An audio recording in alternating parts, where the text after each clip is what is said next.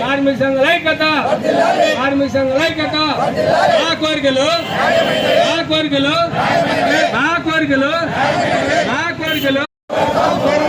మా సమస్యలు పరిశీలించేంత వరకు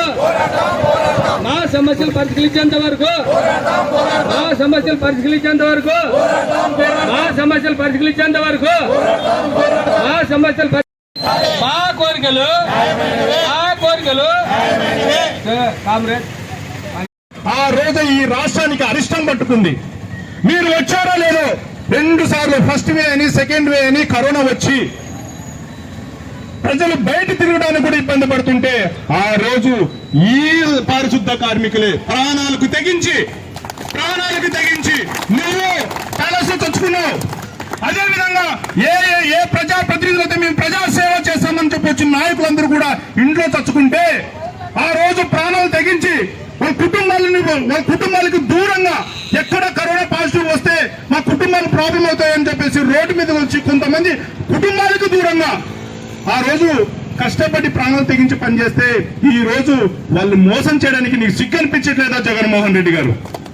అదేవిధంగా ఆ రోజు ఏదైతే వీళ్ళని నేను అధికారంలోకి వచ్చిన 6 నెలల లోపే నేను వాళ్ళకు పర్మనెంట్ చేస్తాను, అవుట్ సోర్సింగ్ ఉద్యోగస్తులందరికీ పర్మనెంట్ చేస్తాను చెప్పి అధికారంలోకి వచ్చి వాళ్ళ నోట్లో మట్టి కొట్టావు.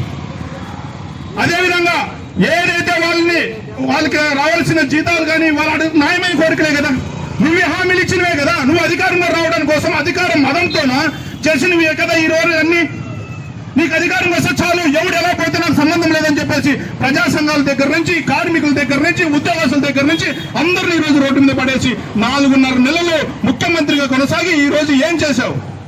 ఈ రోజు అడిగితే వాళ్ళు రావాల్సిన మినిమం న్యాయమైన కోరికల కోసం వచ్చి రోడ్డు మీద కూర్చోవలసిన దుస్థితి తీసుకొచ్చడానికి నీకు సిగ్గుండాలి జగన్మోహన్ రెడ్డి గారు.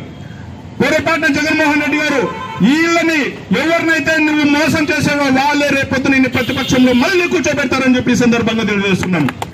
అదేవిధంగా ఈ పారిశుద్ధ కార్మికులకు వాళ్ళు న్యాయమైన డిమాండ్లు నెరవేరేంత వరకు జనసేన పార్టీ వాళ్ళకు అండగా ఉంటుందని చెప్పి ప్రతి అనువనుగుణ వాళ్ళు వెన్నంటూ ఉండి ఈ ఉద్యమాన్ని వాళ్ళు ఏ రూపం తీసుకున్నా కూడా వాళ్ళ వెనక ఎప్పుడు మేము అండగా ఉంటామని చెప్పి తెలియజేసుకుంటూ ఈ అవకాశం ఇచ్చినందుకు అందరికీ ధన్యవాదాలు తెలుపుకుంటున్నాను. Thank you.